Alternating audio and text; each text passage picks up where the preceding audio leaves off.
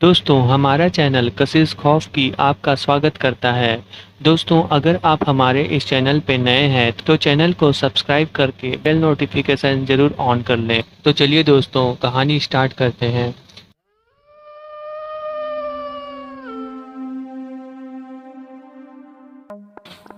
ब्रह्मपुत्र नदी असम की एक बहुत लंबी और पवित्र नदी है।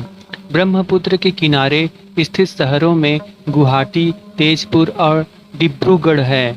इस नदी में लोग अस्थि विसर्जन करने आते हैं। लोगों का मानना है कि इसके पवित्र जल से आत्माओं को मोक्ष की प्राप्ति होती है। उसी नदी में मोहन नाम का 15 साल का युवक तैरने आया करता था। मोहन अपनी तैरने की गति से ब्रह्मपुत्र नदी को 20 मिनटों में ही पार कर लेता। उसकी यही खूबी डिब्रूगढ़ गांव के लिए गर्व और उसकी मां के लिए चिंता का विषय था। कई बार मना करने के बावजूद ब्रह्मपुत्र नदी में तैरने जाया करता था। मोहन अपनी मां के साथ डिब्रूगढ़ गांव में रहता था। उसके पिता बचपन में ही गुजर गए थे और उसकी मां कपड़े सिलकर घर चलाती थी। एक दिन दत्ता परिवार अपने मृत बेटे रवि की अस्थियां ब्रह्मपुत्र नदी में बहाने आए।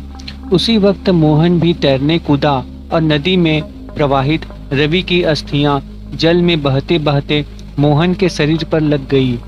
इस बात से अनजान जब मोहन नदी से बाहर आया तो उसने अपने शरीर पर जगह जगह राख देखी, जैसे उसने राख से स्नान किया हो।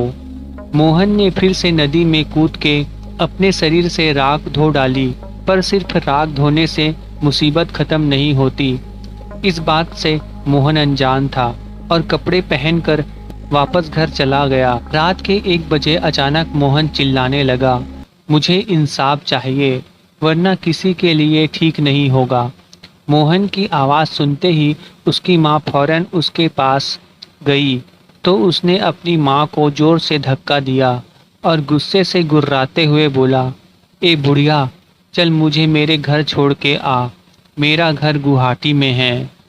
मोहन का ऐसी हालत देख उसकी माँ बहुत डर गई थी। उसी वक्त उन्होंने पड़ोसी के लोगों को अपने घर में इकट्ठा किया। पड़ोसियों ने मोहन की हालत देख के कहा, जरूर इसको किसी की नज़र लग गई है, क्योंकि यही गांव में तेजी से ब्रह्मपुत्र जैसी नदी पार कर सकता है। मोहन को कल हम कामाख्या मंदिर ले चलेंगे, क्योंकि वहां हर बाधा से छुटकारा मिलता है। कामाख्या मंदिर असम की पहाड़ी पर स्थित है और 51 शक्ति पीठों में से एक महापीठ है। यह मंदिर अघोरी साधु और तांत्रिकों का गढ़ माना जाता है। रहस्यों से परिपूर्ण यह मंदिर चमत्कारों का क्षेत्र है। यहाँ मन्नत पूरी होने पर बलि भी दी जाती है और हर तरह की काली शक्तियों से निवारण मिलता है। अगले दिन जब मोहन की माँ और पड़ोस के लोग मोहन को कामाख्या मंदिर ले गए तो वहाँ पहुंचकर असली वजह सामने आई। मंदिर की चौखट पे पैर रखते ही मोहन झटके से दूर हुआ। फिर वो जोर जोर से चिल्लाते हुए भयानक हरकतें करने लगा, जैसे मंदिर के पास के पेड़ पर उल्टा लटकना, लोगों को पत्थर मारना और अपने शरीर को नाखूनों से नोचना। इतने में वहाँ एक साधु आ गए और उन्होंने मोहन को देखते ही कहा, इस लड़के पर बुरी आत्मा ने कब्जा कर लिया है और अब वो इसके शरीर में प्रवेश कर चुकी है। अब इसका निवारण ना किया तो मोहन की जान भी जा सकती है। मोहन की माँ ने कहा, साधु महाराज, आप जैसे ठीक समझे वो करें, बस मोहन ठीक हो जाए। मेरे जीवन का एकमात्र सहारा अब मोहन ही है। साधु ने मोहन के सर पर हाथ रख के उसे शांत किया। फिर मोहन ने कहा, मुझे इंसाफ चाहिए। साधु ने पूछा, कौन है तू और इस बच्चे से क्या चाहता है? मोहन ने जवाब दिया, मैं रवि हूँ। उस दिन जब मेरा परिवार मेरी अस्थियां बहाने ब्रह्मपुत्र नदी में आया तो उस नदी में मोहन तैर रहा था। मैंने उसी वक्त इसके शरीर में प्रवेश कर लिया, क्योंकि यही वो लड़का है जो मुझे इंसाफ दिला सकता था।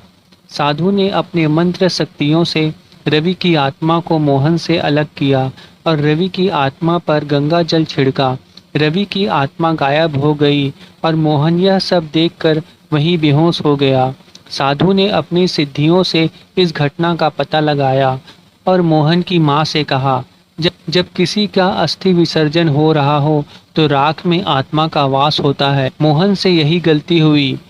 जब रवि का अस्थि विसर्जन हो रहा था तब मोहन उसी वक्त ब्रह्मपुत्र नदी में तैर रहा था और रवि की राख मोहन के शरीर पर लग गई और इस तरह रवि को मोहन के शरीर में प्रवेश करने मिल गया। यह सुनकर वहां मौजूद सब लोग हैरान हो गए और मोहन की माँ ने मोहन को कामाख्या देवी का आशीर्वाद दिलाया। दोस्तों, यह एक छोटी सी अच्छी स्टोरी थी। अगर यह स्टोरी आपको पसंद आई तो हमारे चैनल को सब्सक्राइब कर लीजिए और बेल नोटिफिकेशन को भी ऑन कर लीजिए और वीडियो को शेयर कीजिए, लाइक कीजिए।